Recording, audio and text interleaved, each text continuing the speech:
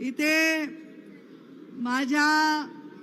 माझ्या पित्यावर आणि माझ्या नेत्यावर एवढं प्रेम करणारे पूर्ण महाराष्ट्रातून आलेल्या सर्वांना मी हात जोडून अभिवादन करते। माझा संपूर्ण परिवार अभिवादन करत आहे। या गोपीनाथ गडाची निर्मिती यासाठीच केली होती की मुंडे साहेबांवर प्रेम करणाऱ्या व्यक्तीला एक स्थान असावं जिथे त्यांनी नतमस्तक व्हावं।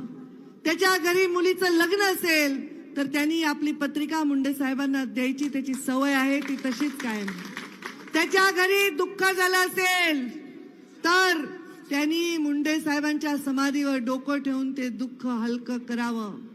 यासाठी या गडाची निर्मिती ही मला ईश्वराने कल्पना दिली आणि मला वाटतं की पृथ्वीवर असा एकच गड आहे जो एका लेकीनी आपल्या पित्यासाठी उभा। पण मी आपल्या सर्वांना हे सांगते, हा गड मी उभारला नाही।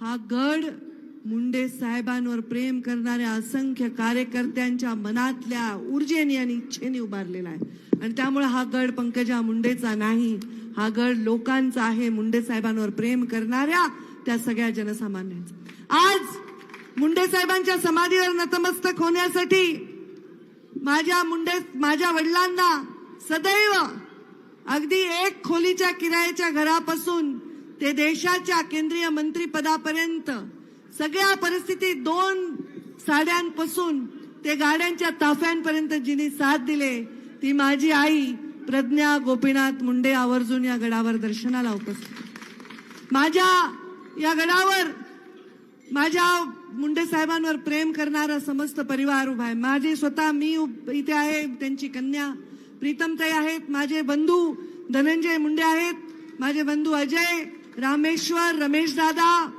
माझ्या पूर्ण मुंडे साहेबांचा परिवार। आज त्यांचे भावंड मध्ये आमच्या आत्या सोडल्या तर सगळे हयात नाहीत, पण सगळे नातेवाईक, सगळे पंचक्रोशीतील मुंडे साहेबांवर प्रेम करणारे लोक आणि महाराष्ट्रातून आलेत।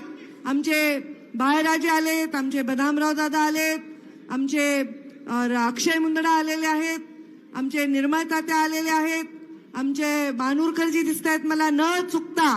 मुंडे साहेबांच्या 3 जून आणि 12 डिसेंबरला येणारे आमचे वसंत मुंडे आणि बानूरकर, मुंडे साहेबांची लाडकी जोडी, हे सुद्धा इथे आहेत।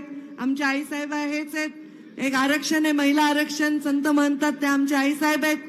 आज त्या एका टीव्हीवरच्या कार्यक्रमामध्ये जज म्हणून जात आहेत, किती सुंदर मला वाटतं।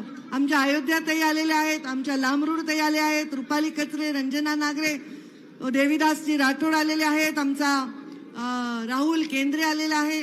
आज अधिवेशन असल्यामुळे सर्व आमदारांनी आपले प्रतिनिधी पाठवले आणि मी सुद्धा आग्रह केला ना, जसं आमच्या नरेंद्र मोदीजींनी आदेश दिलाय की कामांचं डिसेंट्रलायझेशन करा, अधिकार आपल्या खाली लोकांना देत राहा, तसं आमचे मुख्यमंत्र्यांनी केलंय। तसंच शांत बसा रे, काय तुम्हाला शांत बसा, बोलू द्या सगळे, गप्पा बसा कार्यकर्ते। ज्याचं मुंडे साहेबांवर प्रेम आहे त्यांनी हाताची घडी लावा। मागे तुझ्या कोणी हाताची घडी घाला। ज्याचं मुंडे साहेबांवर प्रेम आहे ते हाताची घडी आणि तोंडावर बोट।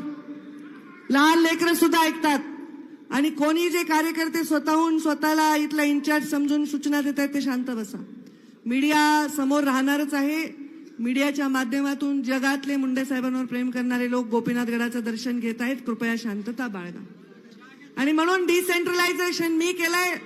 ही जी साहेबांची जयंती आहे आणि पुण्यतिथी आहे ती आता गावोगावी मुंडे साहेबांवर प्रेम करणाऱ्या लोकांनी साजरी करावी।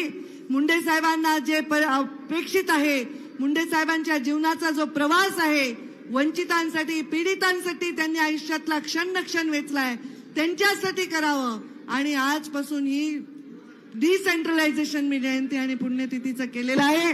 पण मी आणि माझा परिवार जोपर्यंत आमच्या श्वासात श्वास आहे, जोपर्यंत आमचे हात पाय चालताय, आम्ही या गडावर नतमस्तक होण्यासाठी येत राहू। मुंडे साहेबांचं लोकांवर एवढं प्रेम आहे, मी मगाशी माध्यमांशी शेअर केलं। मुंडे साहेबांचा एक ऍक्सिडेंट झाला होता, फार भयंकर ऍक्सिडेंट, मरता मरता मुंडे साहेब वाचले। त्यावेळी एक लहान मुलगा रस्ता क्रॉस करत पळत चालला होता आणि त्याला वाचवण्यासाठी गाडीच्या ड्रायव्हरनी वळण केलं आणि त्यावेळी मुंडे साहेबांच्या गाडीने तो मुलगा उडाला आणि मुंडे साहेबांनाच खूप मोठी इजा झाली. पण मुंडे साहेब शुद्धीवर आल्यावर पहिला प्रश्न त्यांनी विचारला, तो मुलगा कसा आहे, त्याला काही लागलंय का, त्याचा पूर्ण इलाज करा. त्याला तर खर्चटलं पण नव्हतं, पण मुंडे साहेबांना ही काळजी लोकांची वाटत होती. एक प्रेम मुंडे साहेबांचं लोकांवर होतं. स्वतःच्याही पलीकडे जाऊन त्यांनी लोकांचा, वंचितांचा विचार केला.